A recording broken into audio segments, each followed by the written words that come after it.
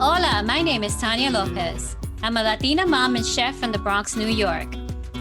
Hola, and I'm her son, Miguel Xavier Diaz Lopez. I'm a mechanical engineer working with NASA and studying for a PhD at Johns Hopkins University. We love to share stories about Latinos getting shit done.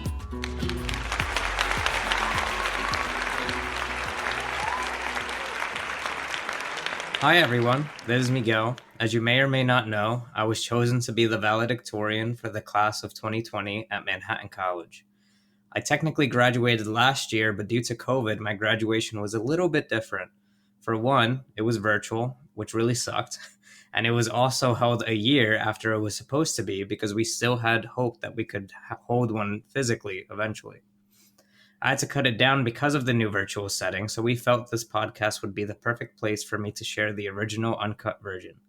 It was an honor to be selected to say not just my story, but our story of our struggles, hopes, and triumphs. And I'm sure many of you will relate to certain aspects of what I went through leading up to such a huge honor. I hope my speech inspires you to never give up and reach for the stars, to infinity and beyond. Honored guests, faculty, parents, fellow graduates, and friends. The battles fought to get to this day will forever be remembered in the history books because we as the class of 2020 have faced unprecedented events which forged our minds to become stronger and form a solidarity together even when we were so far apart. I stand before you today, but this is a podcast, so I'm not really standing, a graduating mechanical engineer. But before entering Manhattan College, I was in fact a musician who wasn't even sure that they wanted to go to college to begin with. I come from a small town on a beautiful island, Barranquitas, Puerto Rico. And as beautiful as Puerto Rico is, it's difficult to make it because of the lack of opportunities. You see, no one in my family has gone through college. Only a few graduated high school, and some had to quit as early as the 4th grade because they had to work to get money for the family. But it wasn't their fault. Many of them were forced into situations they couldn't get out of or couldn't seek out help when there wasn't enough money for food next week. Despite that, my mom was different. She took us out of Puerto Rico and started a new life in New York City. The place of dreams and wonders, my sister and I thought. And as amazing as New York City is in the movies and the media, and even in real life, it's a pretty great city. It's really hard to make it. And we struggled a lot. But my mom didn't give up. Instead, she did the exact opposite of giving up, and she started her own business, as you all know, which is Coqui the Chef. And through that business, I saw what true hard work meant. But this isn't all that she did. We lived in a terrible neighborhood with poor education. Knowing this, she fought to get us into a school outside of our district, far away from home, despite the travel time. My mom had to play both parental roles, and she played them perfectly by showing me the importance of a good education. And I worked hard for it, too. In the end, I found that I had a passion for music and decided to go to a performing arts high school. I was persistent. I went to a pre-college program for music, became one of the top percussionists in the school, but deep inside, I knew that I wanted to do more. You see, on the side, I had fallen in love with physics and math. I wouldn't say that I was the best at it, but I tried to learn as much as I could. But none of that was enough. My mom showed me that I can be someone with the right education, and I didn't feel that music could satisfy where I wanted to be. I'd been a percussionist for 12 years before Manhattan College, but those who know me know that I don't follow a singular path. I decided that I wanted to pursue mechanical engineering. Of course, I was afraid. Not only has no one in my family ever been to college, but I was a musician from a performing arts high school going into a mechanical engineering program. But after applying to Manhattan College, I was interviewed for an amazing scholarship that I was sure I was not going to get. I spoke about my music, the creativity that spawned from that, the hard work I put into it, and learning coding on my own time. Manhattan College was able to see from my work ethic as a musician, that I had the potential to be a great engineer, something that even I wasn't sure of at the time. Despite getting the scholarship, I was still doubtful that I could do it. Then the phone call came. A professor from Manhattan College spoke to me over the phone, telling me how great the program is and why I should join. This is what did it. I could easily see that Manhattan College is an institution that is willing and able to think beyond the surface to see the potential in a student that lies underneath. And this was not an isolated incident. I continued to work as hard as I could because I felt I needed to go above and beyond to catch up to the others who already had experience and tons of connections in engineering because most of their parents had gone to school. And this work showed. Another professor noticed me and told me that I had the potential to be a great researcher. I want to make sure you all know I barely even knew what research was at this point. Yet here a professor was asking to work with me on a project. Again, they saw the potential in me that I didn't see. And this led me to perform some interesting research, collaborating with the kinesiology department and one of my closest friends. And this spark that I was given led to a fire within me. I had applied to the Barry Goldwater Scholarship, and despite all of the odds, I won one of the most prestigious undergraduate awards in the country that tells the world, here is a great future researcher.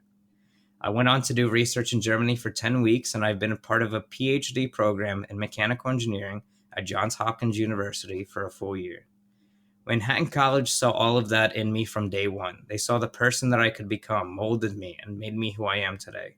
A musician from a family with 0 college graduates turned into a proud mechanical engineering graduate going on to a competitive PhD program. The faculty did this with care and mentorship along the way.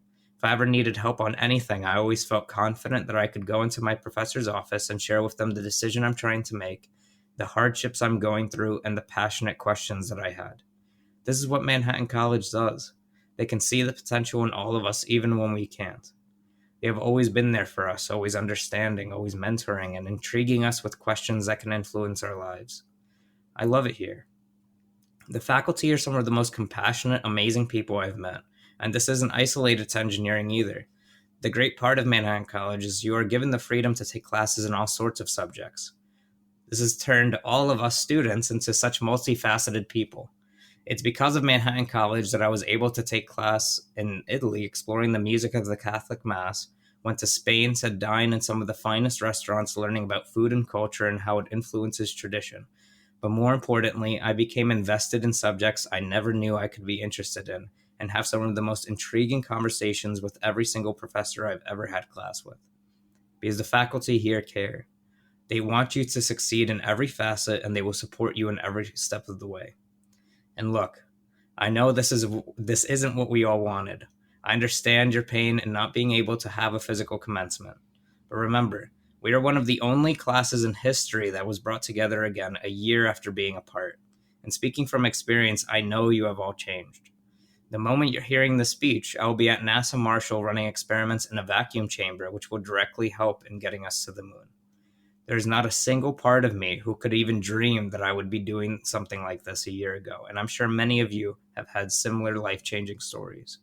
So I ask of you to take this rare opportunity when it comes to a commencement a year after graduating to reconnect and learn from your friends you may have lost contact with over the year. Together we can forge ahead and face all of the new challenges that will come our way. Ahead of us is a new world of challenges that we must face, but Manhattan College knew that we will succeed. It is now up to us to continue that success. A great school in a great city. What else could you ask for? Ooh, great speech. Great. Wonderful, Miguel. We are so proud. And that's what happened. I ended up clapping outside in a virtual world for my son. Sadly, I was not able to cheer for him in person. And sadly, a lot of people from our family were not able to see him graduate in person, which was an amazing, it would have been an amazing thing for all of us. And just to see one of our family graduate from college and go for his PhD was an un orgullo boricua. Y de eso es tan especial. Bueno, I get a lot of questions about how I feel having a son who's valedictorian, and I am speechless most of the time. I'm like, oh my God, it's amazing, but amazing really doesn't cover. The word amazing does not cover everything that I feel. I feel like everything that I've done throughout his life, throughout my daughter's life, was all worth it. It was all led to something wonderful, and that is their happiness. Their happiness means the world to me. And if anything, they found their path, they're happy, and I'm happy. And they're independent, and they're doing for what they love. And that's what any parent wants, any mom wants, is that a child finds its path and is able to find something they love and grow from that and make it a career. Like, that's amazing. And I wish I had that in an early age, but that's okay because I have it now and I am so happy about it. But it's never too late because I started out late, but they started out young. And I think that I probably just started out early too, but in a different path. I found my love for my children and I nurtured them, educated them, and I've always was very happy doing it. Of course, we all have our ups and downs, but at the end of the day, we're very, very happy. And to this day, I'm very happy and I'm very proud of my son, Miguel Diaz, and I'm very proud of my daughter, who I say looks like the Little Mermaid. I hope that everyone was inspired by his speech. You Boricuas out there, anything can happen. Reach for the stars. Dale pa'lante. Nunca mires para atrás. Y sigue, sigue, sigue, sigue. Y si hay un obstacle along the way, just find a way out of it. You know, I can give like advice like crazy, but at the end of the day, it always depends on the person. And our podcast is just that we want you to know that we have also struggled, and there's many people who have struggled, but we have overcome with the help of many people. I mean, we're talking about friends, family, therapy. You know, if you need therapy, go for it.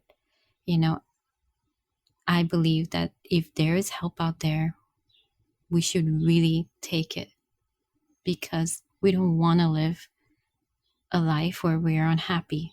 We should live a life where we feel very good about ourselves. Because once we do feel good about ourselves, we can achieve anything. We can achieve anything. Bueno, eso es todo. Ya se acabó los consejos. Mucho amor, los quiero mucho y gracias.